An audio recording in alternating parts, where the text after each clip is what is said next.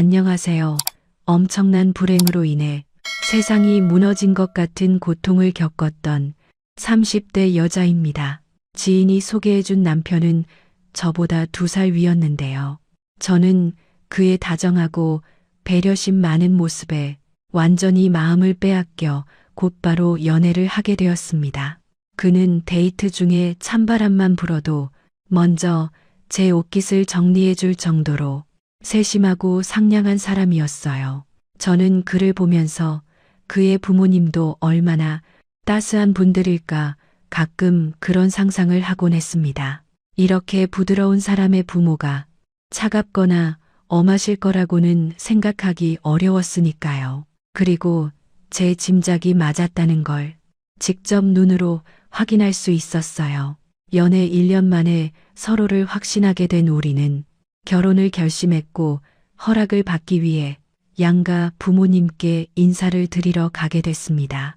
그때 남자친구의 부모님을 처음 뵙게 되었는데요. 떨리는 마음으로 남자친구 댁을 처음 찾아갔을 때 저는 마치 친정 같은 편안함을 느꼈답니다. 따뜻한 분위기의 거실에는 어머님과 아버님, 그리고 남자친구의 여동생까지 절 기다리고 있었습니다. 환하게 웃는 얼굴로 절 반기는 가족들이 너무 고마웠죠. 어서 와요. 너무 반가워요. 안녕하세요. 경훈 씨랑 만나고 있는 정현수라고 합니다. 잘 부탁드립니다. 부탁은요, 그 말은 제가 해야죠. 멋대가리 없는 우리 경훈이랑 만나줘서 정말 고맙네요. 그건 나도 동감이에요. 경훈이 저놈이 평생 연애 한 번 못할 줄 알았는데 연수양 덕분에 걱정을 덜었네요. 엄마, 아빠, 손님 세워두고 뭐해요? 어서 여기 앉으세요. 새언니, 저도 엄청 반가워요. 아, 새언이라고 불러도 되죠?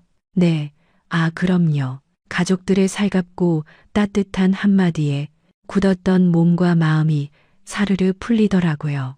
제 생각처럼 남자친구의 가족들은 전부 온화한 사람들이었습니다. 당연히 이 집안의 며느리가 되기로 마음먹은 저로서는 좋은 일이 아닐 수 없었네요. 이런 분들이 저의 시댁 식구들이 된다는 건 정말 꿈 같은 일이었으니까요. 제가 이 남자랑 결혼하겠다고 결심한 것은 정말 최고의 선택이라고 생각했죠. 그렇게 저희 2사람은 많은 분들의 축복을 받으며 부부의 연을 맺게 됐고 꿈 같은 신혼생활을 시작할 수 있었습니다. 일부러 신혼집도 시댁과 멀지 않은 곳에 마련했어요. 가깝게 살면 따뜻한 가족의 정을 한 번이라도 더 느낄 수 있을 테니까요. 자상한 남편과 온화한 시부모님, 그리고 남편의 안정적인 직장까지 제 결혼 생활은 더할 나위 없이 이상적이었습니다.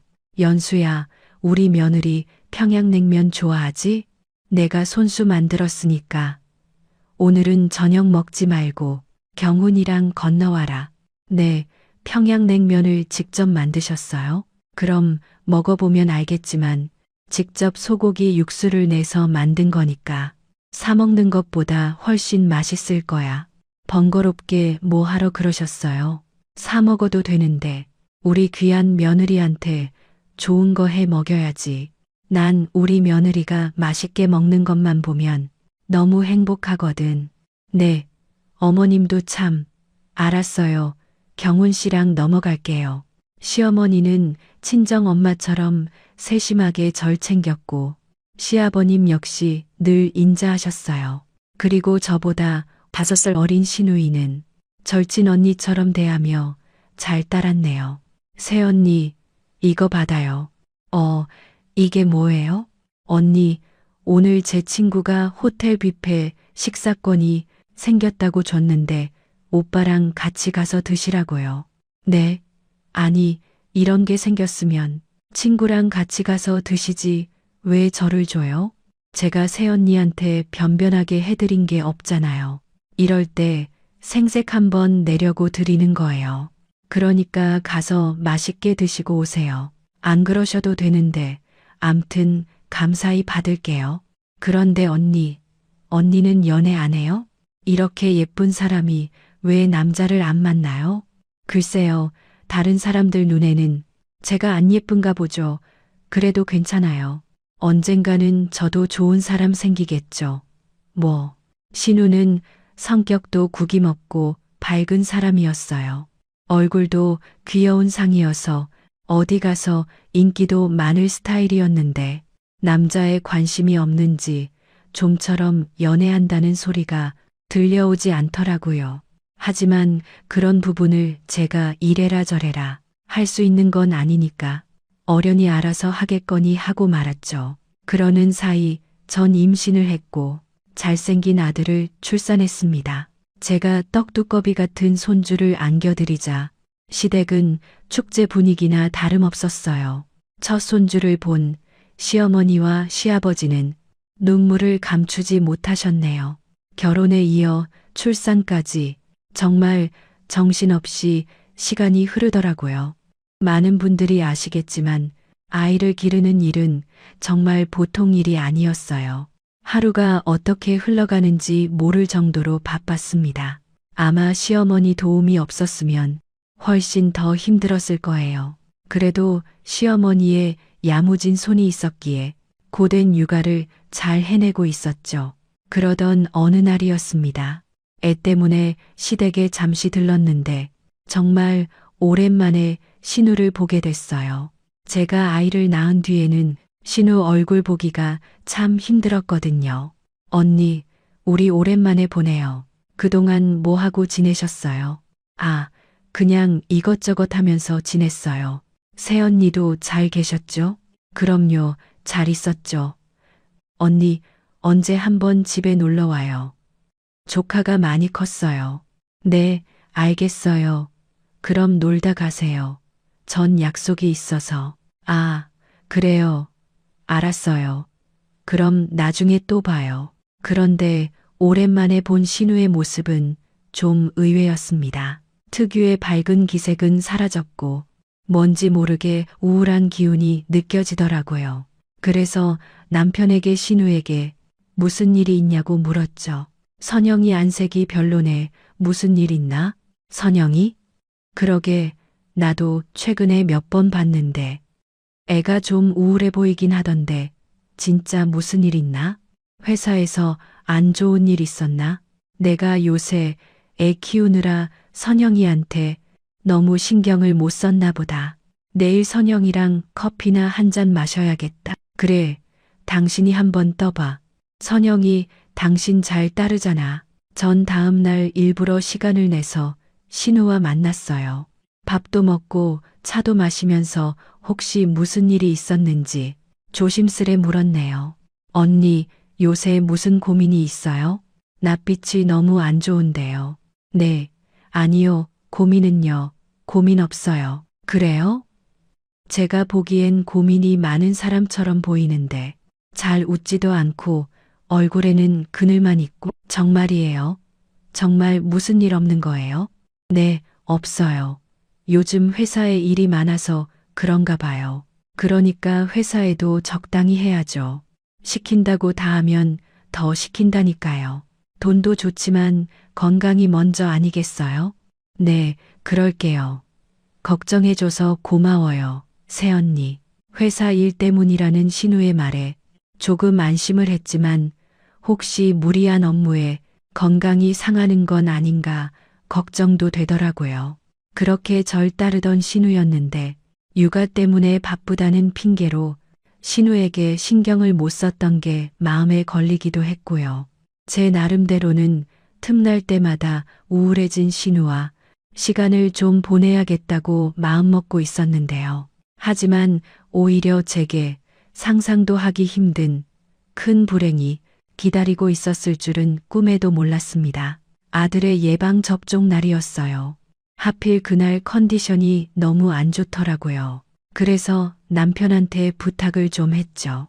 여보, 오늘 애 예방 접종해야 하는 날인데 혹시 애 데리고 병원에 다녀올 수 있어? 내가 오늘 몸이 너무 안 좋네. 그래. 그럼 내가 갔다 올게. 어차피 오늘 쉬는 날이니까 괜찮아. 그런데 당신도 몸 안 좋으면 병원에 다녀와야 되는 거 아니야? 응, 일단 집에 있는 약 먹어보고 계속 안 좋아지면 그때 가지 뭐. 그래, 알았어. 그럼 내가 올 때 죽이나 좀 사올게. 알았어.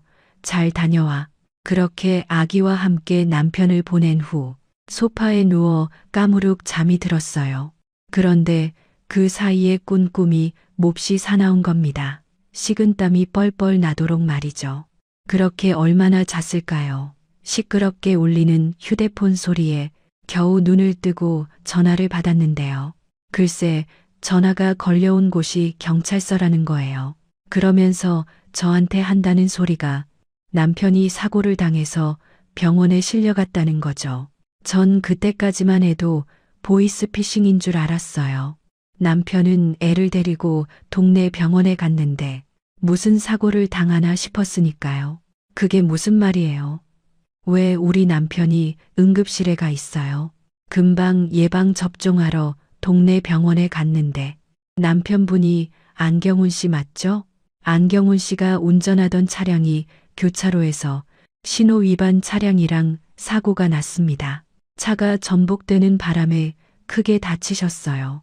일단 최대한 빨리 병원에 오셔야 할 것 같네요. 그게 정말이에요? 그럼 우리 아기는요?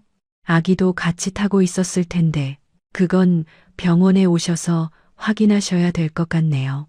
경찰의 떨떠름한 반응에 불길한 예감이 들었습니다. 전 이 사실을 시어머니에게 알리고 남편이 실려갔다는 병원으로 불이 나게 향했네요. 그리고 전 병원 침대에 누워 차갑게 식은 남편을 마주해야만 했습니다. 제가 갔을 때는 이미 남편은 숨을 쉬지 않고 있는 상태였어요. 아이도 마찬가지였고요. 의사 선생님은 아이를 찾는 절 보며 고개를 저으셨죠. 너무나 받아들이기 힘든 현실이었습니다.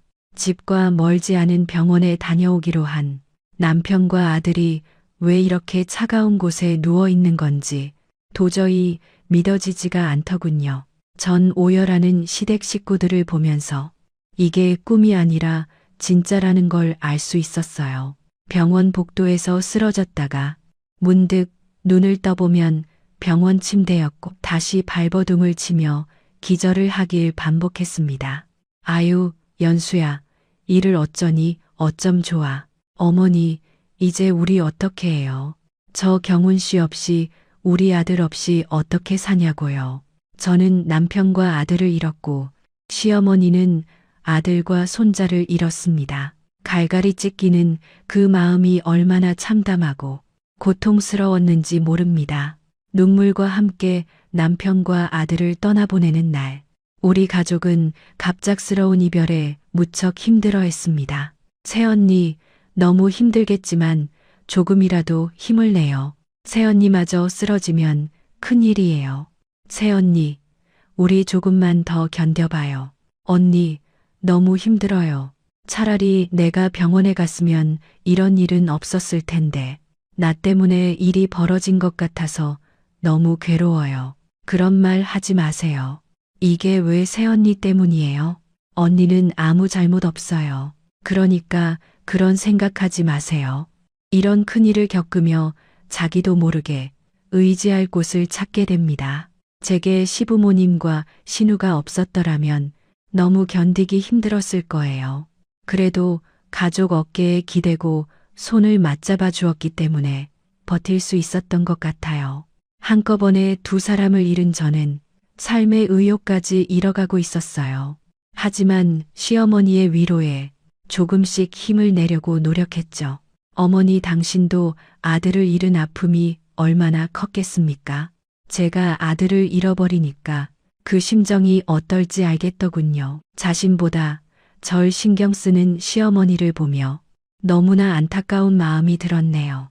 그런 어머니를 봐서라도 어떻게든 힘을 내보려고 노력했던 것 같아요. 남편의 교통사고로 저희 가족은 까마득한 절망을 마주해야만 했지만 그 절망에 매몰돼서는 안 된다는 걸 알고 있었어요. 우린 서로를 챙기며 그 절망에서 벗어나기 위해 많은 노력을 했습니다. 그런데 말이죠. 저희 가족에게 기가 막힌 일이 또 하나 벌어지고 말았습니다. 남편과 아들을 떠나보낸 지 3~4달쯤 흘렀을 겁니다.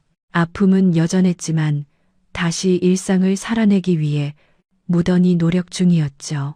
그런데 어느 날 신우가 할 말이 있다며 제게 찾아왔더라고요. 새언니, 사실 저 고민이 하나 있어요. 고민이요? 무슨 고민이 있는데요? 실은 제가 임신을 했어요. 네, 임신이요? 언니, 남자친구 없다고 하지 않았어요? 만나는 사람이 있었어요?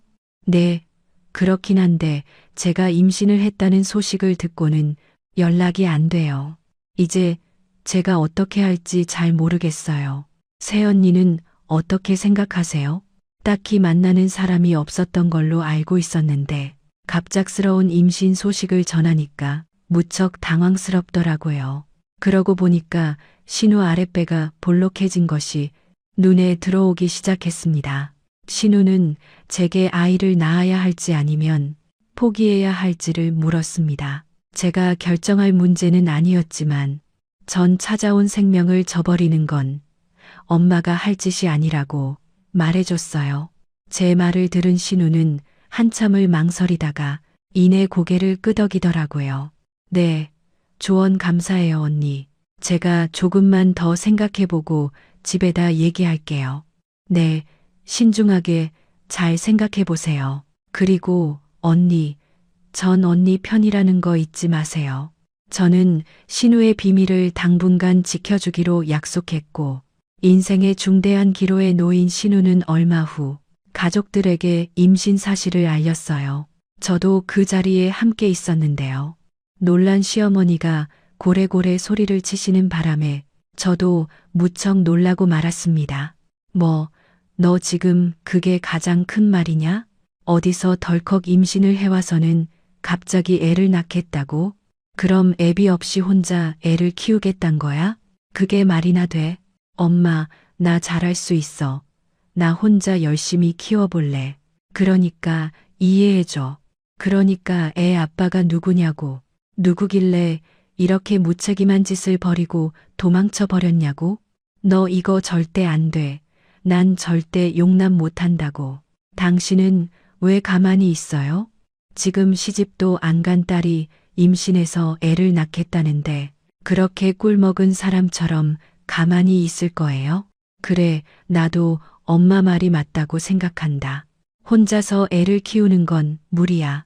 두 분의 반대에 신우는 크게 실망한 눈치였습니다.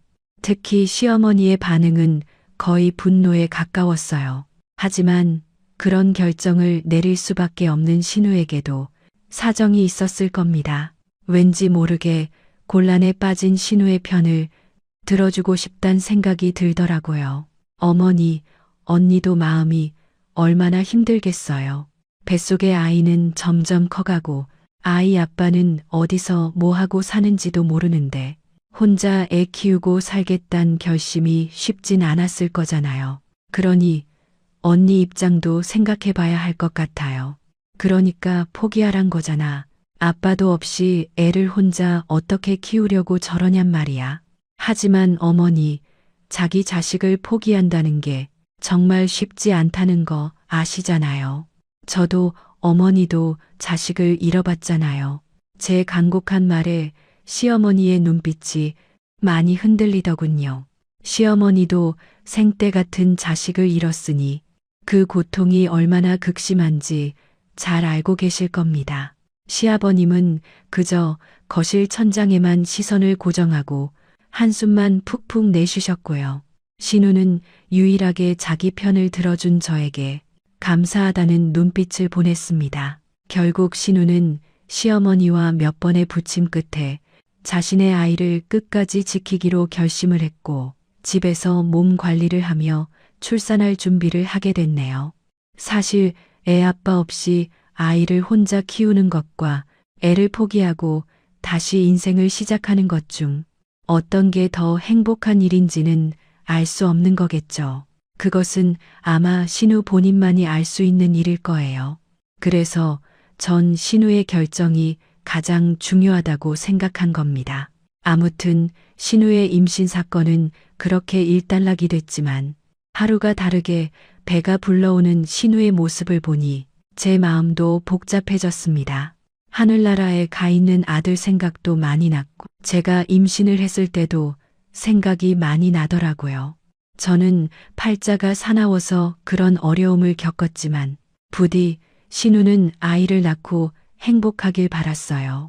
그런데 신우의 산달이 임박해 올수록 신우의 스트레스는 극으로 치닫는 것 같았어요. 제가 한 집에 살지 않아서 정확하게 알 수는 없었지만 가끔 제가 들여다볼 때마다 신우의 모습은 꼭 생기를 잃고 말라가는 나무처럼 피폐해 보였습니다. 언니, 요새 많이 힘들죠? 산달에는 원래 많이 힘들어요. 그래도 꼭 기운 차려야 돼요. 그래야 건강한 아이를 낳지. 새언니, 솔직히 나 너무 무서워요. 막상 애를 낳을 때가 되니까 자꾸 두려움이 생겨요. 네, 그럴 수 있어요. 하지만 언니한테는 가족들이 있잖아요. 어머니, 아버지도 계시고 저도 있어요. 그러니까 가족들 믿고 조금만 더 기운 내세요. 새언니, 새언니가 그냥 우리 애 키워주시면 안 돼요? 네, 그게 무슨 뚱딴지 같은 말이에요? 언니가 엄마인데요. 제가 어떻게 엄마가 돼요?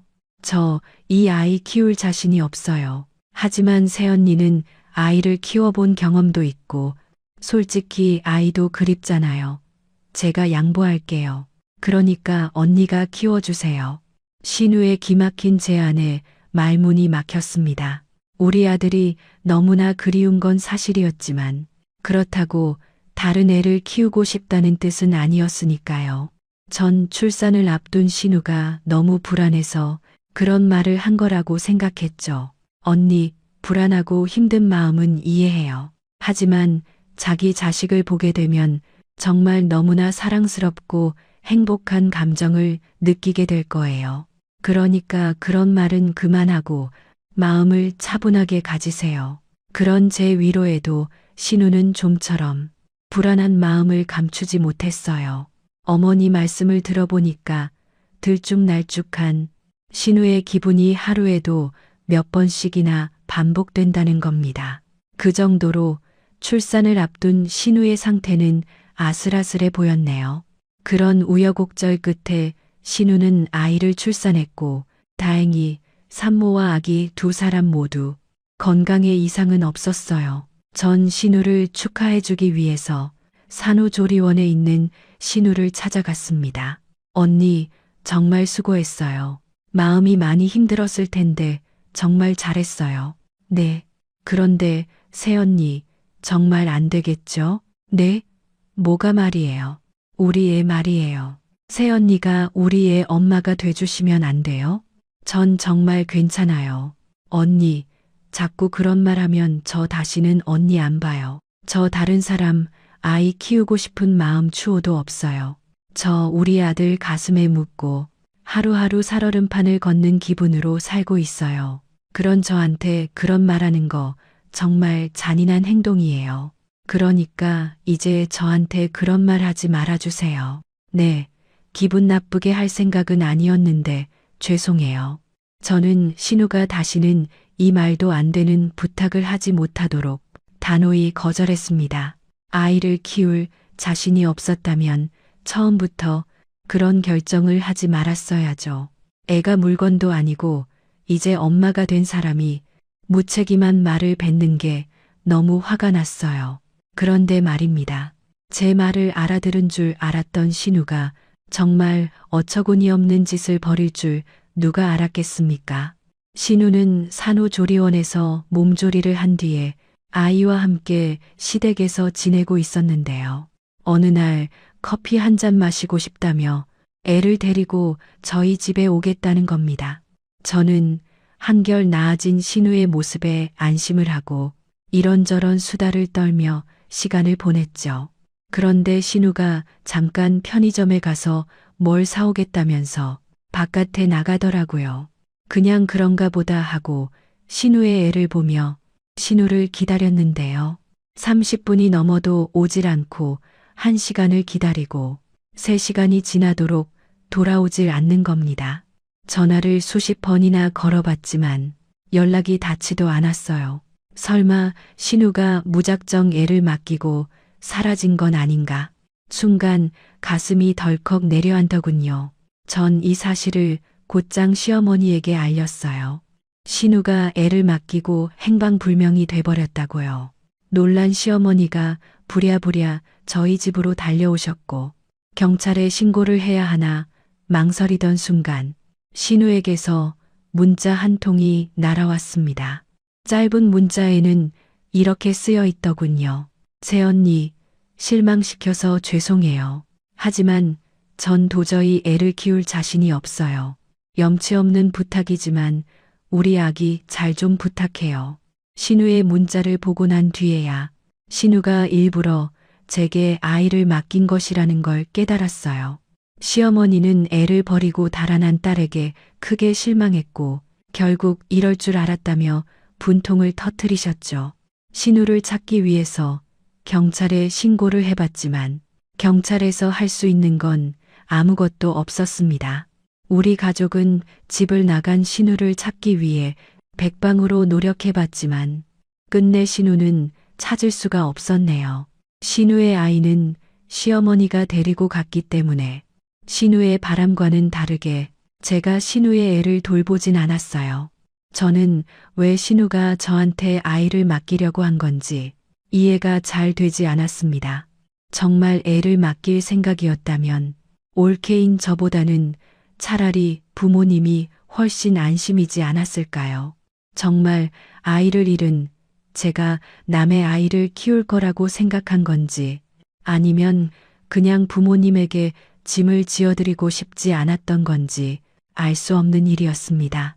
또 한편으로는 혼자 애 키울 일이 두렵고 무서웠던 신우에게 내가 너무 모질게 굴었던 건 아닌지 후회스러운 마음도 들었어요.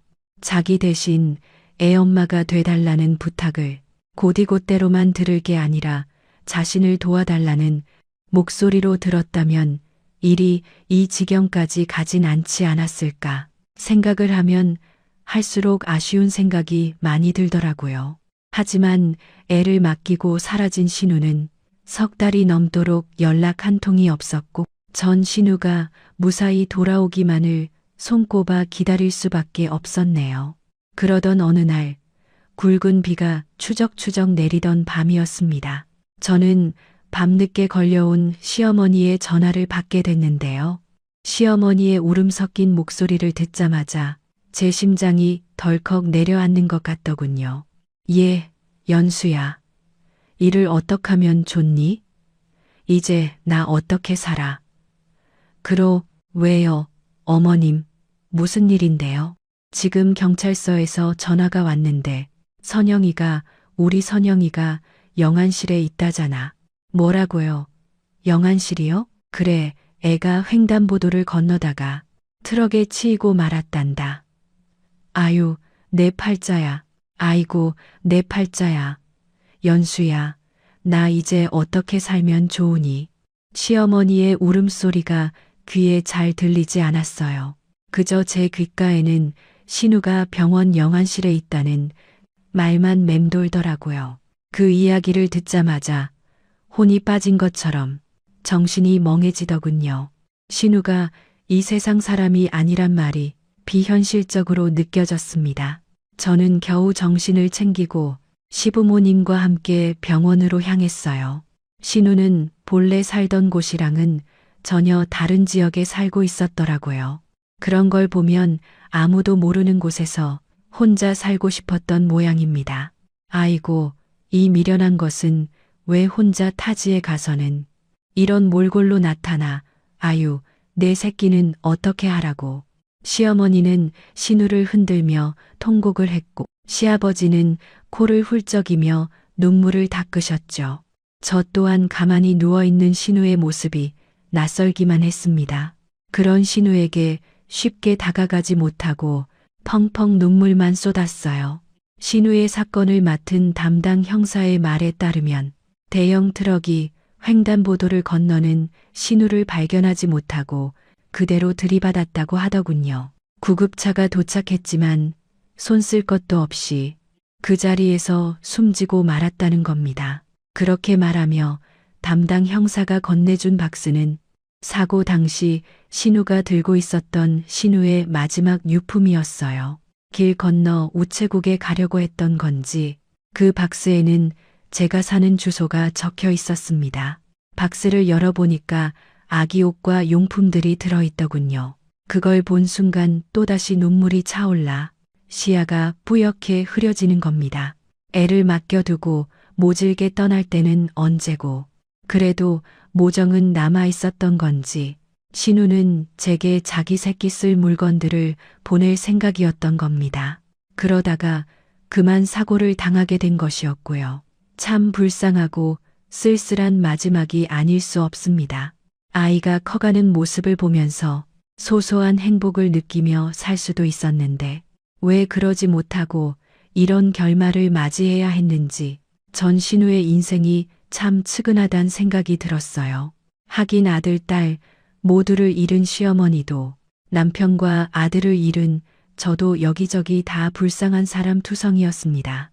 신우의 장례는 급하게 치르게 됐습니다. 손님이라고 부를 것도 없이 가족끼리 하루 만에 끝마치게 됐죠. 한숨만 길게 내쉬는 시아버님은 착잡한 표정을 짓고 계셨어요. 그리고 전 시아버님의 그 표정이 딸을 잃은 애절한 심정에서 나온 것이 아니라는 사실을 알게 되었습니다. 신우의 발인이 끝나고 집에 돌아온 저는 우연히 제 메일을 열었다가 아주 깜짝 놀랄 만한 걸 발견하게 됐습니다. 평소 메일을 잘 열어보지 않다가 문득 생각이 나서 가득 쌓인 메일을 보게 된 건데요. 거기엔 신우가 제게 보낸 메일도 섞여 있었더라고요. 보낸 날짜를 보니 애를 버리고 사라진 지 얼마 안 돼서 보낸 것이었습니다.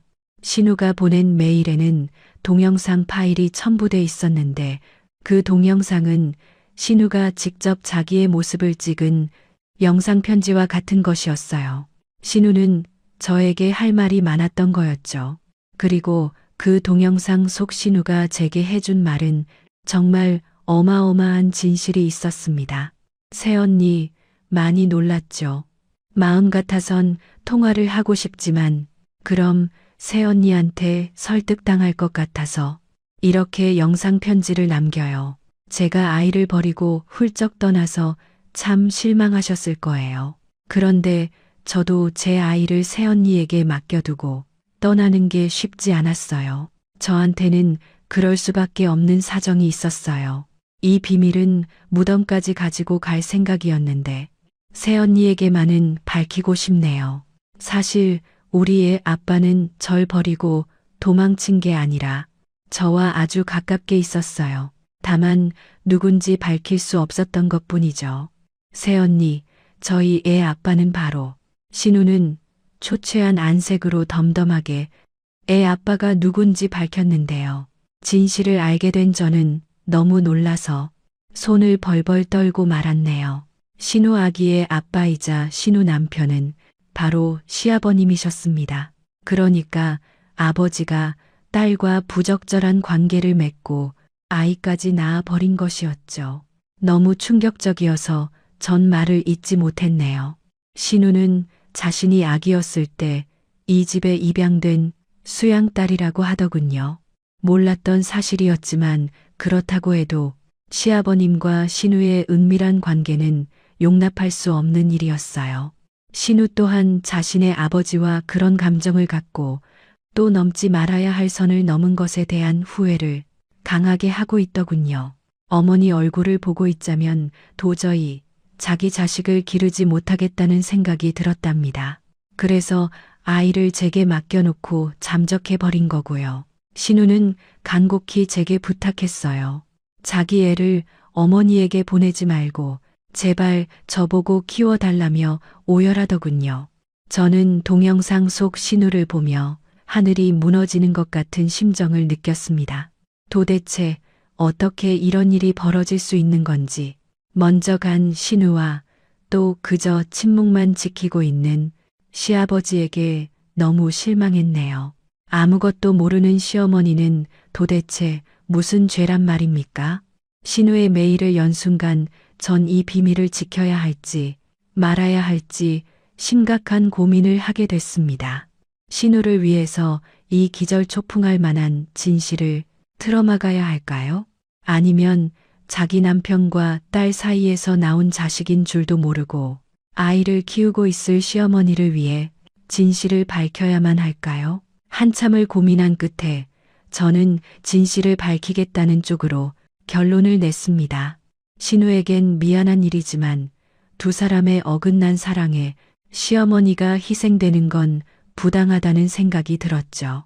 결심을 굳힌 저는 시어머니에게 신우의 동영상을 보여드렸고 모든 사실을 밝혔습니다.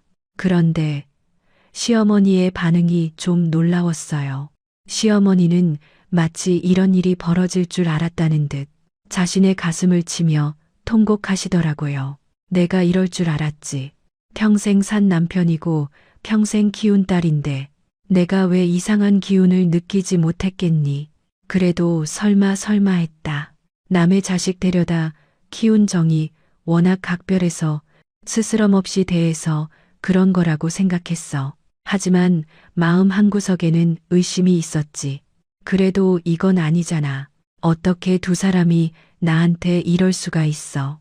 이 처참한 진실을 마주한 시어머니는 절규했습니다.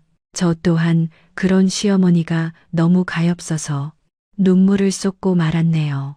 신우의 영상으로 모든 진실을 알게 된 시어머니께서는 가만히 있지 않으셨습니다. 결론부터 말하자면 시아버지는 시어머니로부터 이혼 소송을 당했고 큰 금액의 위자료를 지불해야만 했어요. 그리고 신우의 아기, 그러니까 시아버지의 아이는 시아버지가 키우기로 정리가 됐습니다. 사실 그 과정이 쉬웠던 건 아니에요. 시어머니는 여러 차례 병원에 입원할 정도로 정신적 충격과 스트레스를 받으셨고 모든 진실이 다 밝혀진 시아버지 또한 대가를 혹독하게 치러야만 했습니다. 그리고 이제 저는 더 이상 두 분 모두와 연락하지 않고 살고 있어요. 문득 생각해보면 제가 마치 꿈을 꾼 것만 같다는 생각이 듭니다. 좋은 남편을 만나 결혼해서 정겨운 시댁 가족들과 함께하고 이쁜 아이를 낳아 소중히 키웠던 시간들이 전부 꿈인 것만 같아요. 이 모든 것이 마치 환상처럼 사라져버렸으니까요. 지금은 친정 가족의 도움으로 제 생활을 이어가고 있습니다. 여전히 그 상처들을 가슴에 담고 있지만 최대한 꺼내지 않으려 애쓰고 있어요. 처음에도 말했지만 제가 당한 이 일을 말하는 것만으로도 온몸에 소름이 돋아요. 사랑에는 국경도 신분도 없다고들 하지만 이런 일이 어떻게 벌어질 수 있는지 도무지 제 상식으론 납득이 안 됩니다. 여러분은 어떻게 생각하시는지 댓글로 의견 남겨주시면 고맙겠습니다. 이만 여기서 마무리해야겠네요. 끝까지 들어주셔서 감사드립니다.